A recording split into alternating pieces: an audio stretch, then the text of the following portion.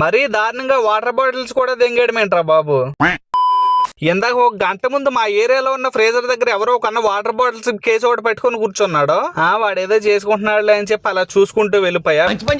వెళ్ళి ల్యాండ్ దగ్గర బట్టలు ఇచ్చేసి వచ్చేసి మళ్ళీ ఒక గంట తర్వాత తీసుకురావడానికి వెళ్తున్నా. అప్పుడు ఈ ఫ్రీజర్ లో మొత్తం అన్ని వాటర్ బాటిల్స్ కనిపిస్తున్నాయి. నేను చూసింది చూస్తుంది అంత నిజమేనా ఏంటా అని చెప్పి కారు ఆపుకొని వెళ్ళి చూస్తే మరి అతను వాటిని కొని అందులో పెట్టాడు, లేకపోతే వాళ్ళ బాబా వాళ్ళ అందులో పెట్టేసి రమ్మన్నారు ఏంటో తెలియదు కానీ మొత్తం ఇదంతా వాటర్ బాటిల్స్ తో నింపేసి వెళ్ళిపోయాడు. అయన్నొద్దు, పాయింట్కి రా.